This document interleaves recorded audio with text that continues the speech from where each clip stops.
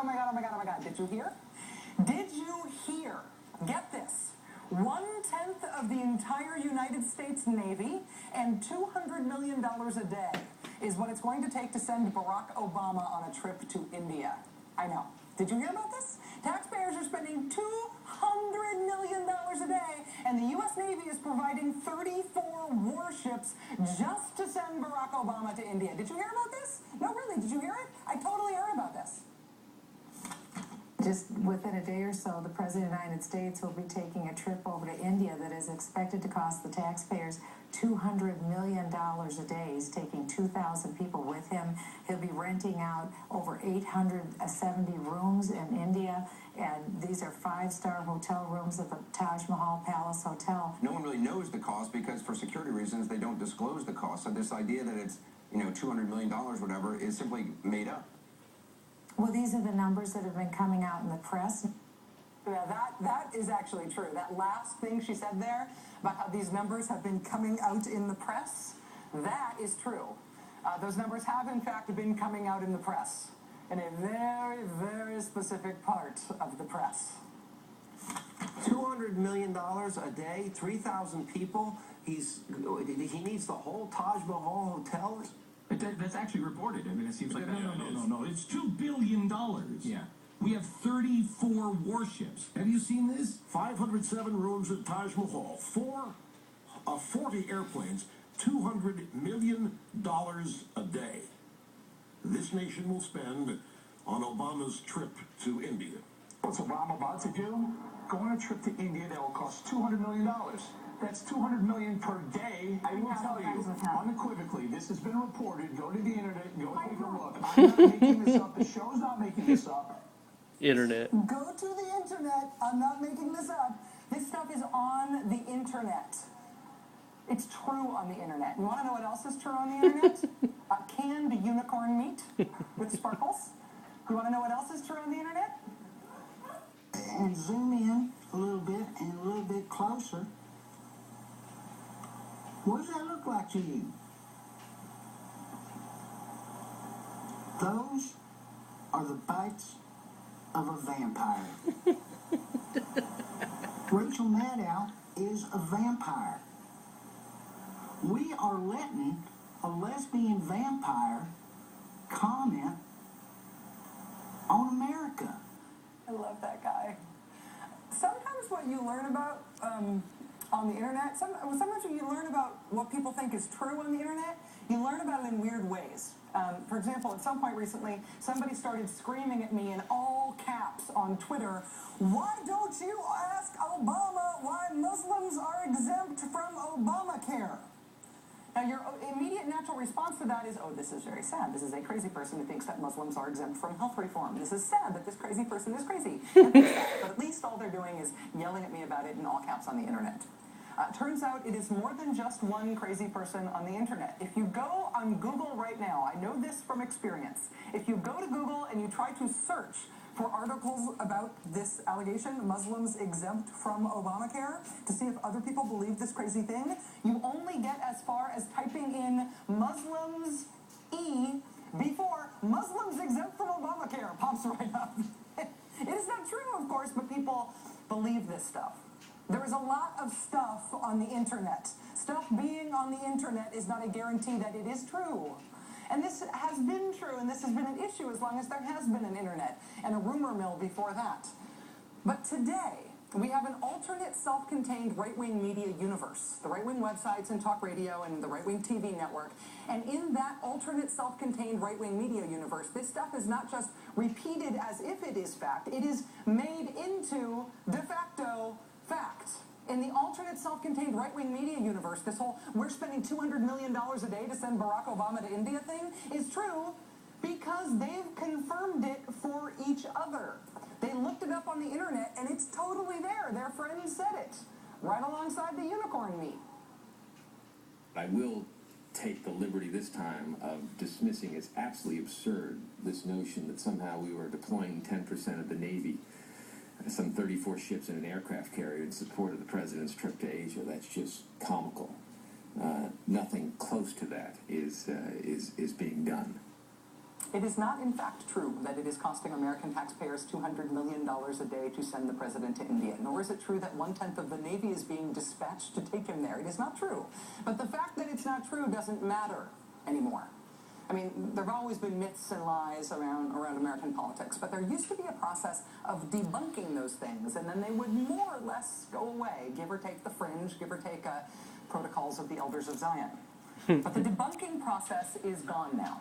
No non-right-wing information is allowed to be used to debunk right-wing information. So if conservatives self-confirm something as fact in their closed-circuit media world, it's fact to them. We should have known we had lost the capacity to debunk when this happened. They're going to be saying, no, you can't give this person a hip replacement. They're too old. This will be done by this federal board, which is really the death panel that Sarah Palin was talking about. The death panels, yes, back in the news again. You warned Americans about so-called death panels. Those death panels, which created a big controversy. There weren't death panels in health reform. Democrats, in fact, accepted a Republican-proposed idea to promote living wills, where people say what they want their own end-of-life care to be. That is not a death panel. There are no death panels. There never were. But in the alternate self-contained right-wing media universe, death panels are real. In that world, it's true. They've confirmed it with each other, and it is therefore unquestionable. The reason this is more than just funny or sad is that when people who are informed by their time in the alternate self-contained right-wing media universe, when those people move on in life, sometimes what they're moving on to is getting control of parts of the government. I'm very concerned about the international move they're making, particularly the question that there was about moving the United States off of the dollar and onto a global currency. Between 1942 and 1947, the data that was collected by the Census Bureau was handed over to the FBI and other organizations at the request of President Roosevelt. And that's how the Japanese were rounded up and put into the internment camps. I'm not saying that that's what the administration is planning to do, but I am saying that private personal information that was given to the Census Bureau in the 1940s was used against Americans to round them up. Did you hear that the census is being used as a tool by the Obama administration to round up conservatives and put them in internment camps just like the Japanese in 1940? I totally heard that. Now the census is over, so you may be watching this from a conservative internment camp right now. If you are, I apologize for any offense. But the idea that the U.S. Census, mandated by the Constitution, is a thinly veiled conspiracy to round us all up and put us in internment camps, the idea that Barack Obama has a dastardly plot to eliminate the dollar and create a one-world currency, those things aren't just stupid, they're true on the political right. And because she is undebunkable in today's media world, Michelle Bachmann is now vying to become the #4 Republican in the leadership of the United States House of Representatives. Things that are true only in self-contained right-wing media world are leaking out into real politics. At a recent rally, Nevada Senate candidate Sharon Angle said, quote, Dearborn, Michigan and Frankfort, Texas are on American soil and under constitutional law, not Sharia law, and I don't know how that happened in the United States. It seems to me there is something fundamentally wrong with allowing a foreign system of law to even take hold in any municipality or government situation in our United States, end quote. Sharia law has not, in fact, supplanted the United States Constitution anywhere in the United States. When confronted with that truth, candidate Sharon Angle's response was not to withdraw the claim, but to explain why she believed it, which is good enough for her. Did you say, though, that Sharia law was in place in Dearborn right now? I had read that in one place that they had started using some Sharia law there. That's what I had read. I have no doubt that you have, in fact, read that, Sharon Angle. If you have been reading around in conservative media world recently, you have read a lot of stuff like that. And because that media world is now so big and so well-funded that it is self-contained and self-sustaining, there is no debunking of this stuff anymore. It just becomes true by dint of mutual conservative reinforcement and repetition. There Their mission is to blur or completely erase the borders between Canada, U.S., and Mexico to get goods and services freely flowing between all three countries in the dream of one big happy Mex-Americanada. I guarantee you it's one of their long-term goals to have, one sort of borderless mass continent. American scientific companies are crossbreeding humans and animals and coming up with mice with fully functioning human brains. You want to know what happened in Laredo? Did you hear what happened in Laredo? Oh my God! A Mexican drug gang called the Zetas.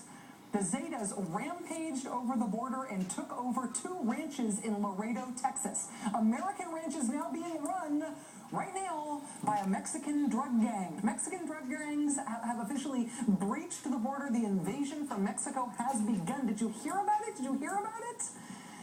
If you live in right-wingville in this country, then I'm sure you have heard all about it. None of it is true. None of those things actually happened. Talk to you guys. Eric Holder, we disagree with that. She what? Voted to confirm Eric Holder. Why are you against that? Because He's we're the most all anti-gun attorney general this country has ever had. What's he done on guns that you're upset about now? Just on, I honestly, I don't know enough about him. Can I just ask why you're upset about Eric Holder? because he's anti-gun. What has he done that's anti-gun? I don't have all the facts, but I know that he is anti-gun. A little baby with ink on their foot, stamped right there on the birth certificate. There's one in this country we haven't seen. Get it? Barack Hussein Obama. Haven't seen that birth certificate yet. Again, for the record, Barack Obama was born in Hawaii. Eric Holder hasn't done anything against gun rights. Mexican drug gangs are not seizing ranches in Texas. Mice with human brains. That one, actually, I take a pass. I can't disprove that.